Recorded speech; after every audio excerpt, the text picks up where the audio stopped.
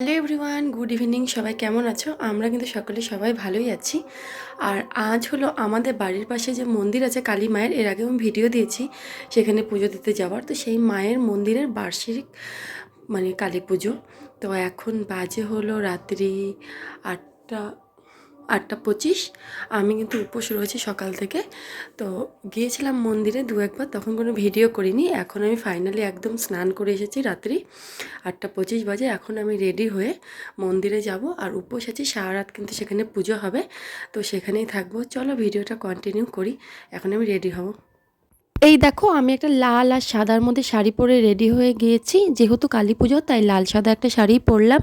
আমার কাছে কিন্তু লাল সাদা অ্যাভেলেবেল শাড়ি নেই, দুটোই শাড়ি মাত্র আমার আছে। তার মধ্যে একটা পরলাম, আর খুব ঠান্ডা পড়েছিল, তার জন্য আমি কিন্তু সোয়েটারটাও পরে নিলাম। এই দেখো, আমি একটু সিম্পলভাবে রেডি হয়ে গিয়েছি। এখন আমি চলে যাব মন্দিরে। মন্দিরে আসতে আমার কিন্তু বেশ অনেকটাই লেট হয়েছে। আমার আগে অনেকেই চলে এসেছে, আর আমি আসার পরে দেখি মায়ের বরণ চলছে। আর আমার না প্রচণ্ড মাথা ব্যথা ছিল, যেই কারণে আমি বাড়িতেই ছিলাম। এই ঢাকের আওয়াজে আমার মাথা মনে হচ্ছিল আরও বেশি ব্যথা করছিল। যাই হোক, মায়ের পুজো ঢাক তো বাজবেই। আসার পর এতটাই ব্যস্ত হয়ে গিয়েছিলাম তখন মায়ের বরণ নিয়ে, সেই জন্য কিন্তু আমি আর কোনো ভিডিও তখন করতে পারিনি। এই দেখো, প্রায় পুজোর সব কিছু গোছানো এখানে কমপ্লিট হয়ে গেছে, তারপরে কিন্তু আমি ভিডিওটা করেছি। এই দেখো, আমাদের মায়ের মুখটা ফাইনালি কি মিষ্টি দেখতে। সব মাই খুব সুন্দর, মা মানেই সুন্দর। আমার মা, তোমার মা, কালী মা, দুর্গা মা, সব মাই সুন্দর, তাই আলাদা করে মায়ের রূপ নিয়ে বলার কিছুই নেই।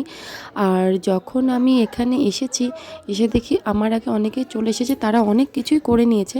আমি এসে কিন্তু ময়দাগুলো মাখিয়েছি এবং এগুলো বেলে দিয়েছি। আর একটা দিদি আছে, সে কিন্তু লুচি ভাজছিল। আর এই দিকে দেখো, এই যে রান্নাবান্না সব তোড়জোড় চলছে, এখানে মায়ের ভোগ রান্না হচ্ছে, আর আমরা সবাই মিলে সাহায্য করছিলাম এই দিদিকে। রাত প্রায় 12টা নাগাদ কিন্তু আমাদের ঠাকুরমশাই পুজোতে বসে। আমি কিন্তু পুজোর সম্পূর্ণ ভিডিও এখানে দিতে পারিনি, কারণ আমি সম্পূর্ণ ভিডিও করিও নি। ওখানে মন দিয়ে পুজোটাই দেখছিলাম। দিন উপোস থাকা এবং তার সঙ্গে প্রচণ্ড মাথা ব্যথার কারণে ফোনটা কিন্তু আমি সেইভাবে ঘাঁটছিলাম না। এই জাস্ট অল্প একটু আমি ক্লিক নিয়েছিলাম, কিন্তু এক কাকিমা আমার ফোনটা নিয়ে বললো, দেও বৌমা ভিডিও করে দিই। তাই জন্য সেই কাকিমাই কিন্তু ভিডিওগুলো করে দিয়েছে।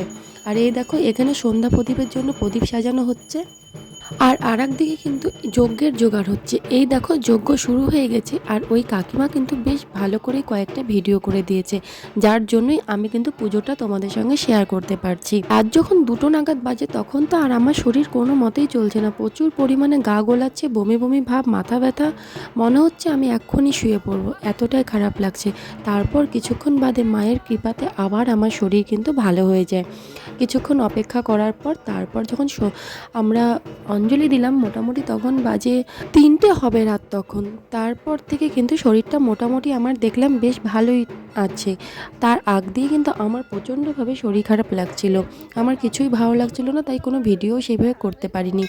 এই দেখো, এখানে আমরা সবাই মিলে সন্ধি পুজোর প্রদীপ জ্বালিয়ে নিলাম। আমি কিন্তু বেশ অনেকগুলোই জ্বালিয়েছি। এরপর পুজোর শেষে আমরা সবাই উপসীরা মায়ের ভোগের প্রসাদ খেয়ে কিন্তু উপোস ভাঙলাম, এবং বাইরেও করেছিল খিচুড়ি, ঘাটি তরকারি, চাটনি, মিষ্টি। পাড়ার সকলের জন্য সকলেই খেয়ে বাড়ি চলে গেছে। এখন কিন্তু আমরাও বাড়ি যাব।